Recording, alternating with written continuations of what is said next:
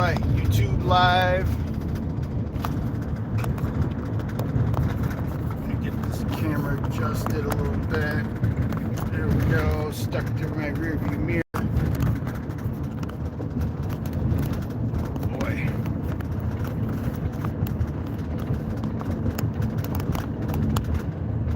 All right.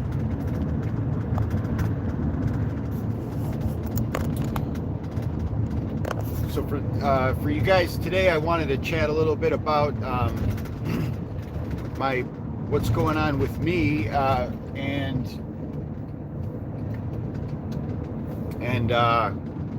looking for my next place to hang out for a while. I've been in the States for 4 years, almost 4 years, and I'm really itching to go back out of the country. So I'm looking around. I've been looking at the Philippines at this time around to go and hang out for a little while, and just do my website business and work for these few customers I have back here in the States and hang out.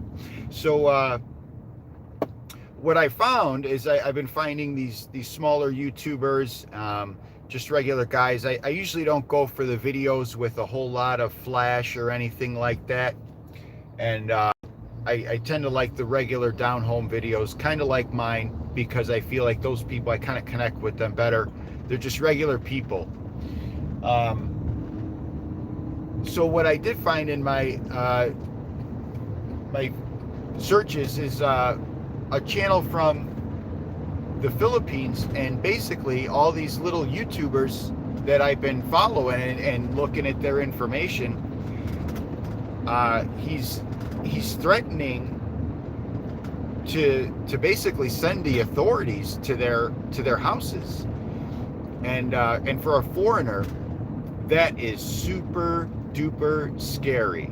The last thing I want is any government official coming to my house when I'm staying, or the place that I'm renting in their country.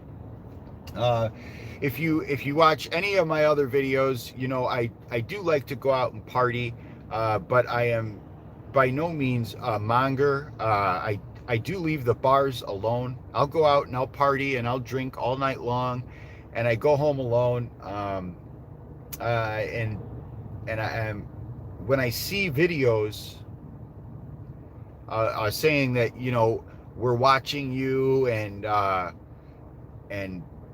don't make any mistakes here, and everything, it really turns.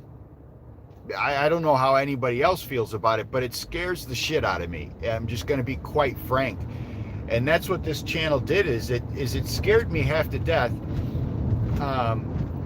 That just being in the country and people not knowing where your funds are coming from, and you go out and you shoot a YouTube video, and all of a sudden you got these guys chasing you down, and sending authorities to your door without any valid proof. None of this guy's videos give any like specifics about what these people are doing, or what they should or shouldn't be doing, or how they could go about it different to try and help people and welcome them into the Philippines. But it does the exact opposite. I'm the guy who does make a few $1,000s a month, who can afford to go and sit in your country for six months a year, and make income in my country and spend it in your country.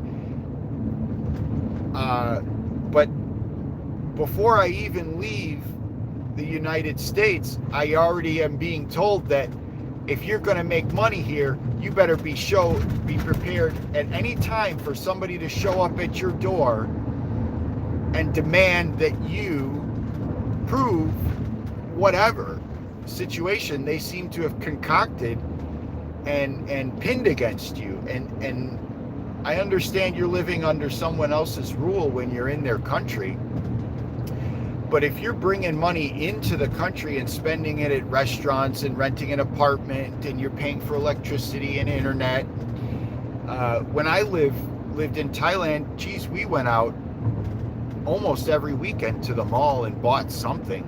We spent at least 3,000, 4,000 baht every weekend, eating out. At, there's only a few Mexican restaurants in Thailand, and when you go to those Mexican restaurants, it's like $60, $70 US. And I guess I do it up a little bit. I do get extra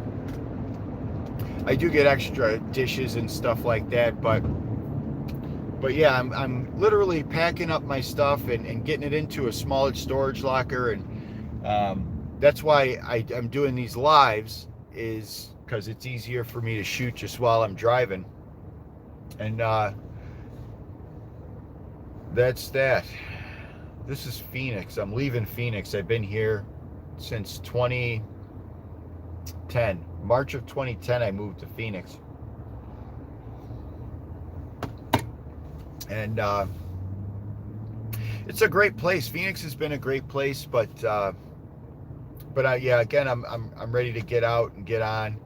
Over the last 2 years, over the last year and a half, actually, the homeless situation in Phoenix has gotten bad.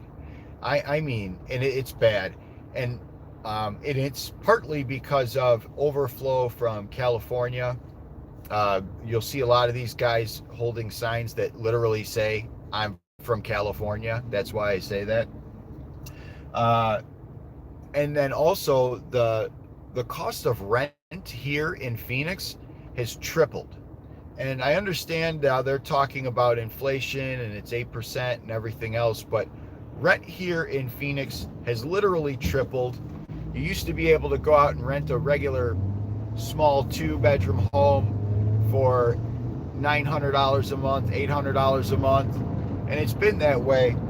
And now all of a sudden, those same houses with no renovation work are renting for $2,200 a month plus. So, it's just unaffordable here, which is what really spurred me to really kind of say, hey, you know what? I'm making money online. It's okay to go and live somewhere else and hang out. But yeah, those videos that I watched last night really scared me, and I'll make sure that I'll go back and direct it back at them or whatever. But there's a few of them channels that are just demonizing these small YouTubers, and it's really not right at all. I mean, there's so many different ways to go about that, and I mean, you could go to them. I mean, just tell them, just go to them and tell them, hey, you should be doing this, instead of creating a channel, getting thousands of subscribers, and then literally saying in one of their videos that unfortunately YouTube has monetized them and they don't have a choice in the matter. And so you completely lied. It's not credible. It's not that his videos are credible to me. It's that his videos are not credible, and that puts me as a foreigner in a position where they're already showing that we can at any time accuse you of something and make you afraid, and to the point that if I had watched those videos honestly, I may have had to flee the country. That's how scary some of these accusations are. I don't want to be in a Thai jail, a Lao jail. I don't want any of that. I don't want to be in a Philippine jail. I don't want to bother anybody. I want to go somewhere else and live, because I'm a single guy with no kids in my 40s who makes a little bit of money online, and I just want to go and hang out. I'm not a monger. You won't catch me in the bars picking up all these ladies. You may catch me in the bar. You may catch me flirting, but don't catch me going all with bar girls every night and everything like that. That's just not my style. So, I understand, a lot of people, they have that mentality that that all these foreigners are all coming for that. And what you're doing is they're really throwing all the foreigners into one basket, and you're gonna keep turning us off to not want to come to your countries. So I don't know that this will ever reach anyone that it'll really affect, or maybe change their mind about making a video. But I just think I look at these poorer places, and I know that my dollars would really help them if I just go and eat at their restaurants, or I just go and buy their little tchotchkes from their stores, or while I'm living there, instead of going to the Taiwatsudu or the Macro, or whatever their wholesale store is, their Walmart, I go to the local store and I buy my laundry soap for 30 pesos or whatever. I buy my laundry soap from the little corner store. I don't buy it from the big box store. I get my food from the market. I don't buy it from the big box markets.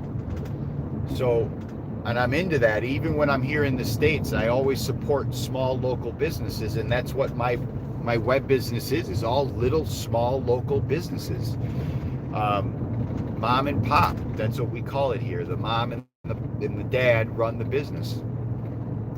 So yeah, that's really what I wanted to say, is just comment back on that particular channel, and any like those. If you are in a country that what do they call it? My girlfriend always says Thailand is a developing country. That's what she calls it. She says they're still developing, and I think they're pretty doggone developed. But yeah, if you're going to make videos scaring foreigners from coming to your country, just remember it'll keep them from even vacationing there. So that's what I got to say today. Thanks for joining me. If you did, I haven't really looked and see who's there, but thanks. Chuck a like if you liked what I said, and I'll tune in with you on the next little drive here. Bye.